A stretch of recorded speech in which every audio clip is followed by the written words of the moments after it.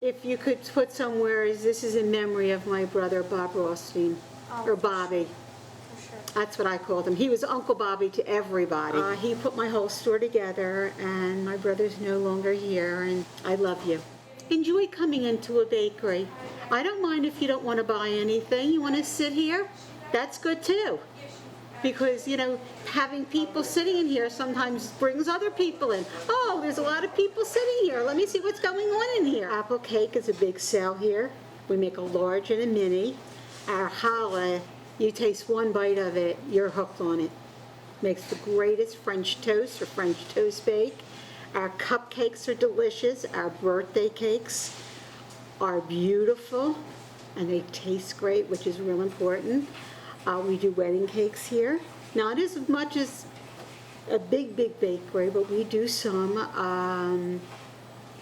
And whatever you get here is good. If not, I want you to come back and tell me that it's not, and I'll either give you your money back or I'll give you another item. I grew up in West Oak Lane, and I went to junior high school, elementary school, elementary school, junior high school, and high school, and I went to college, a community college, and I dropped out because I didn't do so good. So then I went to Gimbel's in Cheltenham, is near where I lived, and I worked in the I forget what it was called, sportswear, that's what it was. And I worked there while I was going to school, which wasn't a big help because I couldn't study a lot and I wasn't real good at school. And I ended up going into Center City as an assistant buyer in shoes. And then I dropped out of school. It was great. I was an assistant buyer in the shoe department, the fabric department, a little bit in glass and china, in gifts. Then I became the department manager of the whole budget store shoe store in Gimbel's at 8th and Market. And it was a great experience and I enjoyed it. And then they wanted to give me more responsibility and they didn't want to pay me. So I left. And I've done all kind of jobs. I've worked as a bank teller. I've worked as a activity director as a senior citizen retirement home. And being a bank teller is how I got started doing my business. I worked at PSFS and Mellon Bank bought PSFS. And I went to Second and Chestnut Mellon branch and I was a branch within a branch. And after they merged, I stayed there. I also was a trainer and training PSFS people how to use the Mellon system. Then I came back to Mellon Bank, and I was the corporate teller. And I stayed there until 1972. No, wait a second. 1992. Oh my goodness, brains are not working, must be the weather. And two of my customers were opening up a luncheonette around the corner on 3rd, and I would go in there and patronize them. And there was a sign on the window saying homemade and Drake's Cakes were on the counter.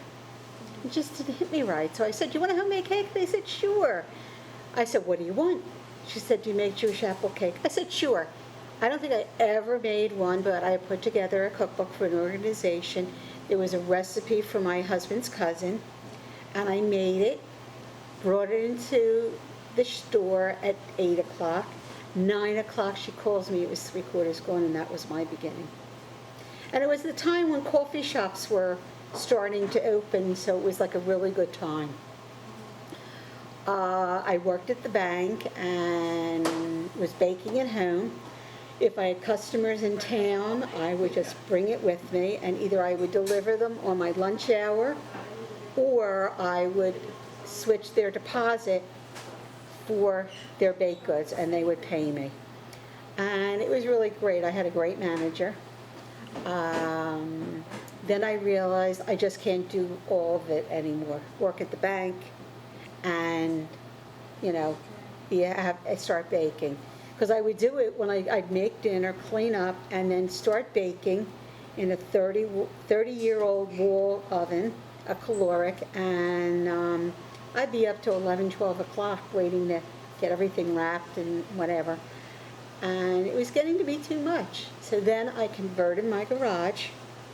My brother did that for me. We put commercial equipment in, which is in my store now. And I started working out of my house. Is it legal? No. The few people that asked me, are you licensed? I said yes to, and they never asked me for anything else. I did get product liability so that I was okay if, God forbid, someone got hurt on anything that they bought. And it was a good experience. And then my family thought, oh, Mom's home, she can do all kind of things. Well, here I'm trying to run a real business, and they just take me for granted. So I was looking around for a store, and I went up Fifth Street on a Thursday, and I saw this place open. So I called. I met the owner on a Saturday, and we shook on it. I signed his business card, and this was mine. And how many years ago was that? November will be 18 years. It's been a long time.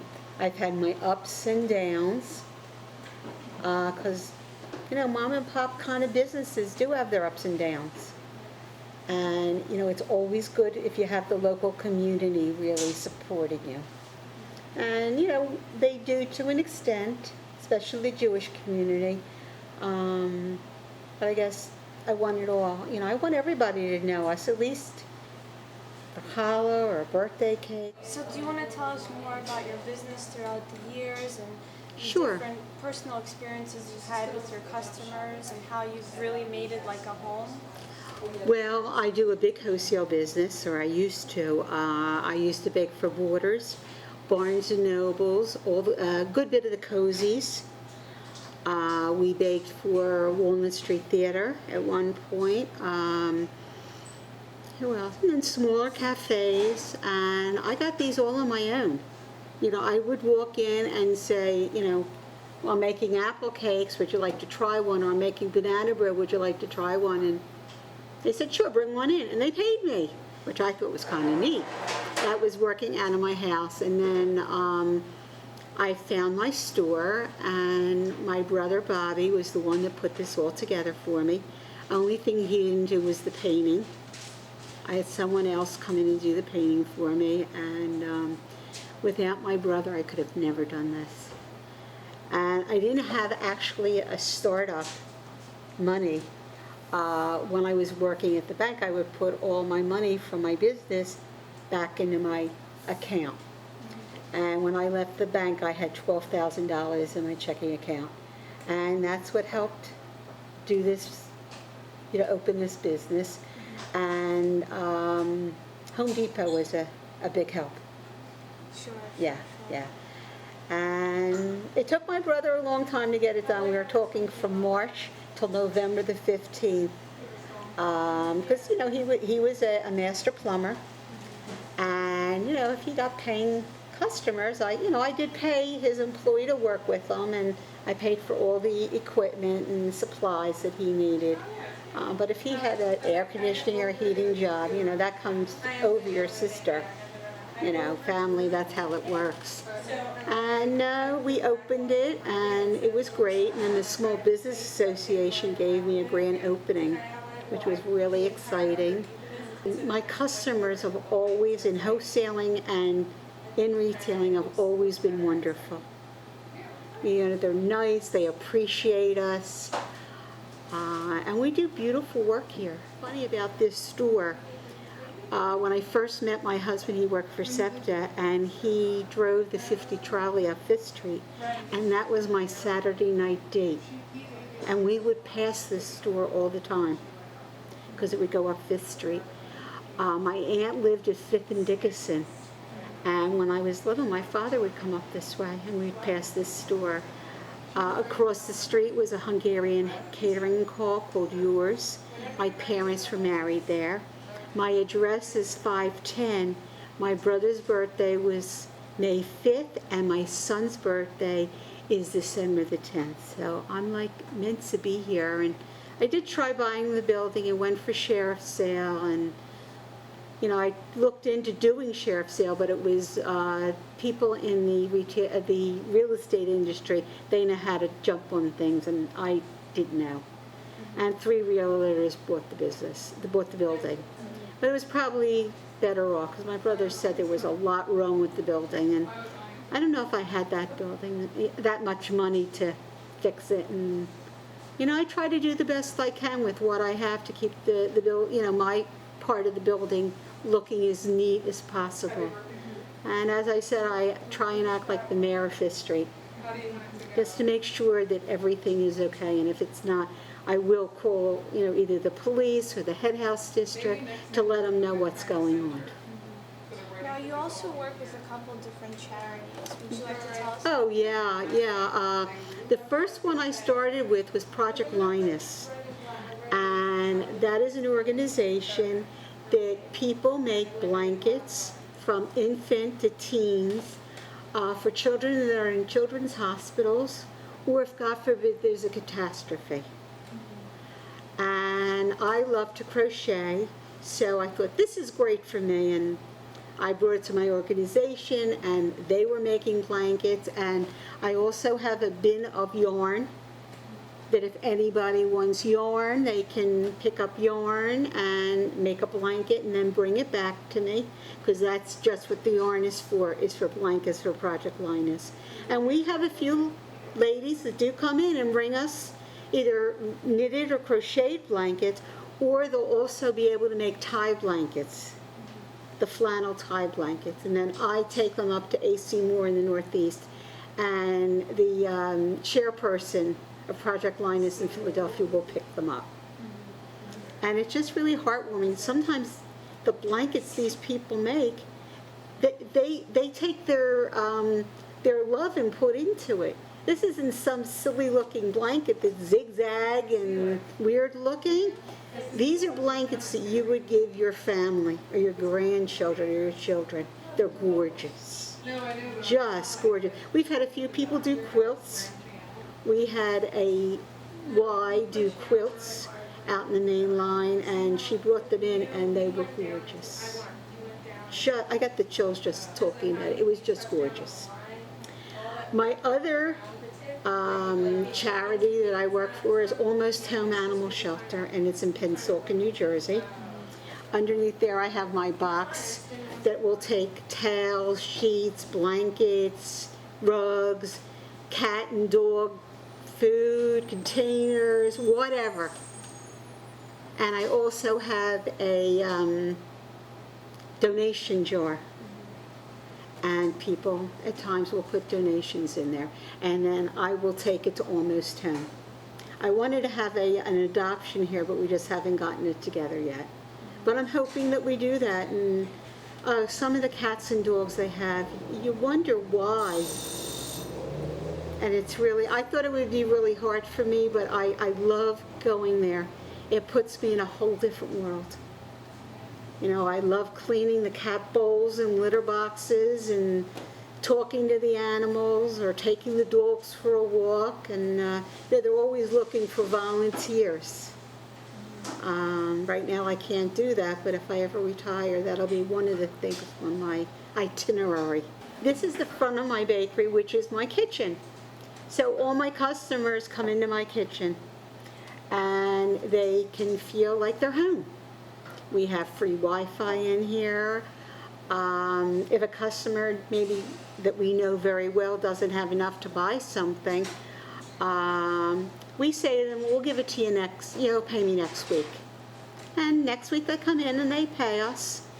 I like to support my community. I will do a career day at the Meredith and the McCall School and talk about having a bakery. I do baking for the churches and the synagogues in the neighborhood, and The nursery school classes sometimes come in and we'll take them for a tour of the bakery and give them goodies to take back. So that's always a big treat. And even when I do the career days, I'll take cookies and I say to them, if you ask a question, I'll give you a cookie. Sometimes it works, sometimes it doesn't. Yeah, and I love being here. This is my home away from home. Sometimes I'll be out making deliveries and it could be a really bad day with traffic or whatever. And I'll say to the girls when I walk in the door, oh, I'm glad I'm home.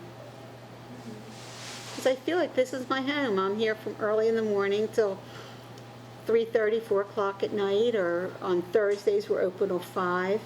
So it's like 5:30 before we get out of here. And I probably spend more time here than I do at home. And how has your family supported you throughout the years with this? They're very proud of me. My husband, now that he's retired, he'll do 3 deliveries for me that are up in Germantown and Chestnut Hill and Elkins Park. So that's a help. But my kids just call me and say, Mom, I need an order. And none of them work here at all. And my husband just comes down to, do my deliveries, or I take it home. Or if I need something fixed, I ask him, could you fix this for me?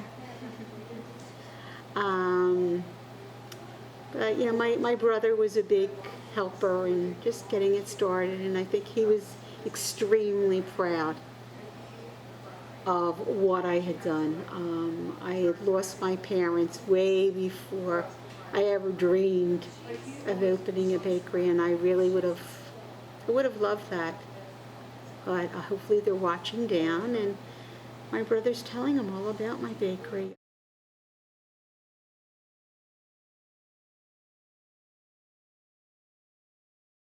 We're open Tuesday till Friday, closed on Saturday because that's our Sabbath.